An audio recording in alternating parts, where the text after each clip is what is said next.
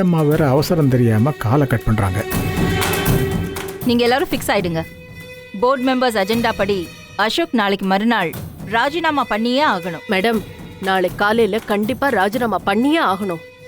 அடுத்த empty Anamika madam தான் முடிவெடுத்து அந்த அஜெண்டாவும் இப்ப ரெடி ஆயிடுச்சு. ஓகே, நாம அப்புறமா பேசலாம். எனக்கு ஒரு முக்கியமான கால் வந்திருக்கு, நான் பேசணும். மேடம், நாங்க வேணா வெளியில் வெயிட் பண்றோம். நோ, நீங்க இங்கே இருங்க, நான் உடனே வந்துடுறேன்.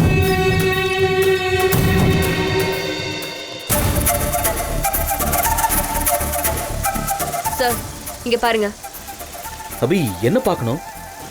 நீங்க ஆஹா ஓஹோன்னு பாராட்டின ஷர்ட் துணியெல்லாம் இங்க ரெடியானது இல்ல, வெளியில இருந்து வாங்கிட்டு வந்தது. அது எப்படி சொல்ற? அபி திறமையானவளா இல்லையான்னு தெரியாது, ஆனா ஒரு நல்ல டெய்லர் எனக்கு தெரியும். நம்ம தைக்கிறப்போ சின்ன சின்னதா வெட்டி போடுற பிட்டு துணி தான் அதோட ஆதாரம். பாய்.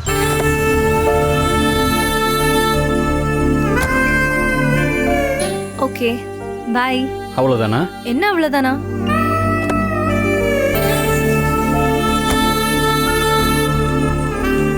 வாட்? வீட்டுக்கு கூப்பிட மாட்டியா? ஹே, புரிஞ்சுக்கோப்பா. அப்பா வேற மாதிரி ஏதாவது சொல்லிட்டாருன்னு வையேன், நீ ஹர்ட் ஆகுறியோ இல்லையோ, நான் ரொம்ப ஹர்ட் ஆயிடுவேன். பரவாயில்ல. நான் ஹர்ட் ஆனா பரவாயில்லையா? இல்ல, நான் ஹர்ட் ஆகிறத பத்தி பிரச்சனை இல்லைன்னு சொல்ல வந்தேன். நீ தான் ஏன் வழியையும் சேர்த்து எடுத்துக்கிறேன்னு சொல்லிட்டியே. ப்ளீஸ்மா, நான் இன்னொரு நாள் எல்லார்கிட்டயும் உன்னை பத்தி முன்னாடியே சொல்லிட்டு அப்புறமா கூட்டிட்டு போறேன். எல்லார்கிட்டயுமா? அது அப்பா தம்பி இந்த 2 பேர்கிட்டயும் சொல்றதுக்கு பதிலா நான் அப்படி சொல்லிட்டேன். ப்ளீஸ் தப்பா நினைக்காத. நினைப்பேன், தப்பா நினைப்பேன். நான் இப்போ உன் வீட்டை பார்த்தே ஆகணும். என்ன ஆனாலும் சரி, நான் ஃபேஸ் பண்ணிக்கிறேன்.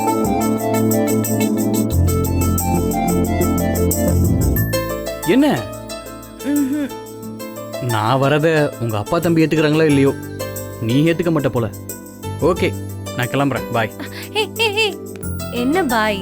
வா.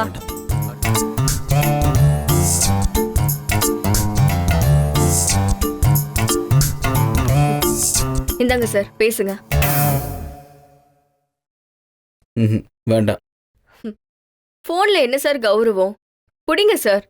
உங்க அம்மா எதிர்பார்த்துட்டு இருப்பாங்கல்ல, நீங்க தகவல் சொல்லுங்க. நீயே மெசேஜ் பண்ணிடு.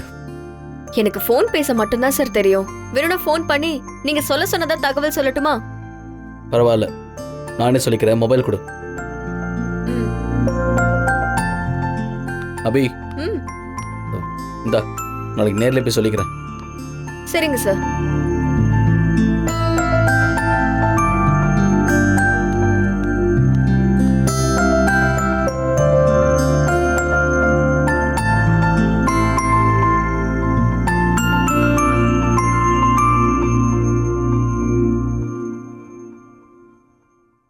ஹலோ மேடம், நான் தான் மேடம். அபி அபி. ஆமா மேடம். ஏய், என்ன பண்ற? குடு. மா மா நான் சார், எல்லாத்துக்கும் கோவப்படாதீங்க சார். நீங்க போய் பேசிட்டு வாங்க, இல்ல நான் வேணா வெளியில போட்டுமா?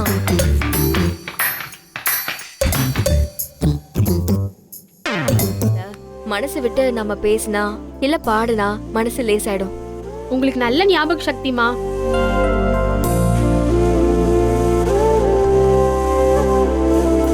தம்பி, உங்க வீட்டுக்கார அம்மாவுக்கு நல்ல திறமை இருக்கு, அவங்கள என்கரேஜ் பண்ணுங்க.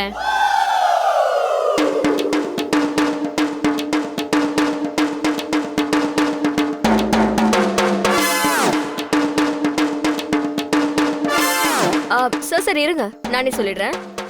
இங்க பாருங்கக்கா, நீங்க நினைக்கிற மாதிரிலாம் ஒண்ணும் கிடையாது. அவரு எங்க கம்பெனியோட பாஸ், நான் வந்து அவரோட டிசைனர். அக்கா, நீங்க சொன்ன உறவு முறைய வாபஸ் வாங்கிக்கோங்க.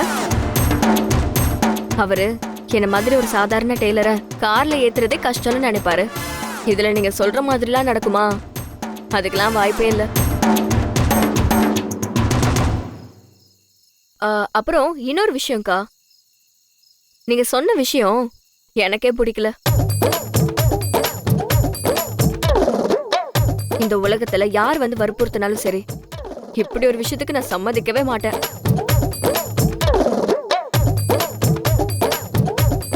என்ன சார் சார் ஓகே தானே?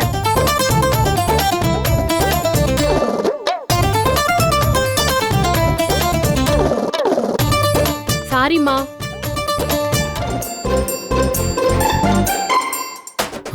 இது நீ யூட்டன் போட்டு வந்து நினைக்குது.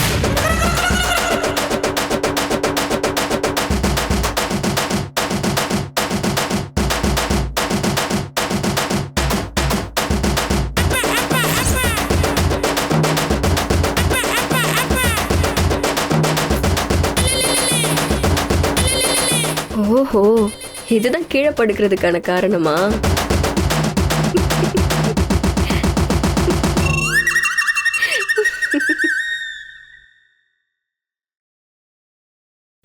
இப்போ என்ன சிரிப்பு? இல்ல, பொம்பளைங்க பெப்பர் ஸ்ப்ரே வச்சிருக்கிறத கிண்டல் பண்றவங்க எப்பேற்பட்ட தைரியசாலின்னு செவத்துல இருக்க பள்ளிக்கு கூட தெரியும் சார். அதை நினைச்சேன், சிரிச்சேன். போய் படுத்து தூங்க அபி. படுத்துக்கு அப்புறம் பேசுறதெல்லாம் எனக்கு பிடிக்காது.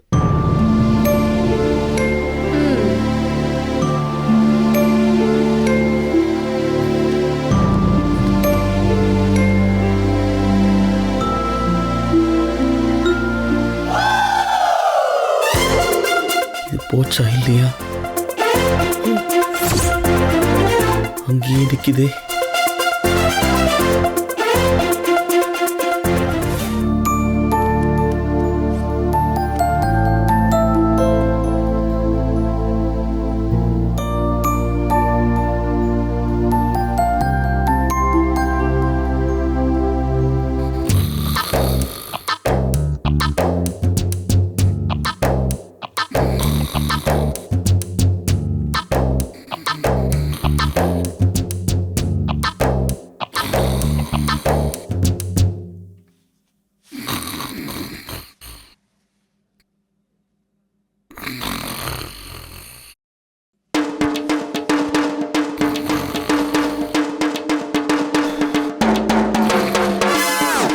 மேனஸ் பத்தி ரொம்ப ஜாஸ்தியா பேசுறாரு.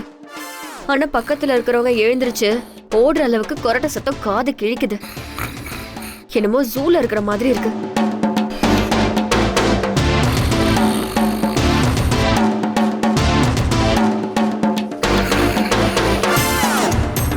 சார், காலையில இருந்தே உங்களுக்கு ஜுரம் அடிக்குது சார்.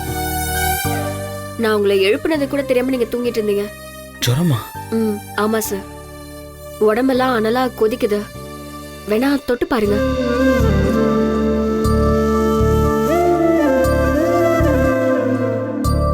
ஆமா, உடம்பு ஃபுல்லா கொதிக்குது. நான் பிளாக் டீ போட்டிருக்கேன். அண்ணா மாத்திரை வாங்கிட்டு வந்திருக்காரு.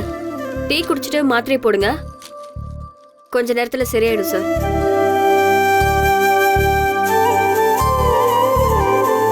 ராத்திரி அந்த முட்டையை சாப்பிடும் போதே நினைச்சேன், டேஸ்டா இருந்தாலும் ஒரு மாதிரியா இருந்துச்சு. அதுல ஏதோ ஒரு பிரச்சனை இருந்திருக்கு.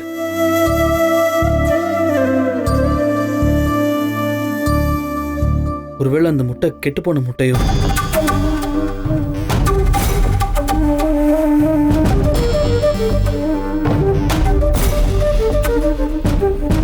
அண்ணா. தங்கச்சி, நான் கிளம்புறேம்மா. ஒரு நிமிஷம் இருங்க.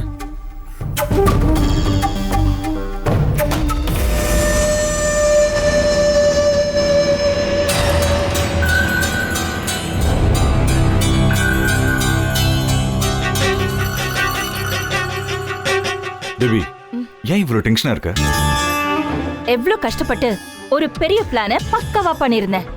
அது டோட்டலா சொதப்பலாயிடுச்சு. நான் எதிர்பார்த்தபடி 10 கோடியை கொடுத்து அந்த துவாரகா கார்மெண்ட் ஃபேக்டரிய அசோக் வாங்கியிருந்தான்னா, இந்நேரம் அவன் சாயத்தை போர்ட் டைரக்டர் முன்னாடி வெளுக்க வச்சிருப்பேன். அவனுக்கு ஒண்ணுமே தெரியாதுன்னு நிரூபிச்சிருப்பேன். ச்சே, அது இப்ப முடியாம போயிடுச்சே. விடு பேபி, புத்திசாலிக்கு 1000 சந்தர்ப்பம் கிடைச்சுக்கிட்டே இருக்கும். முட்டாளுக்கு ஒரு சான்ஸ் தான். இதுல ஏதோ அவன் தப்பிச்சிட்டான். அடுத்ததுல கரெக்டா டார்கெட் பண்ணி அவனை காலி பண்ணிடலாம். அது முடியாது போல இருக்கே. நான் ஒவ்வொரு விஷயத்திலையும் பார்த்து பார்த்து அவனுக்கு எதிராக பிளான் பண்ணிட்டு இருக்கேன். ஆனா இந்த அபி வந்ததுல இருந்து எல்லாத்தையும் புத்திசாலித்தனமா குறுக்க பூந்து கெடுத்து விடுறான்.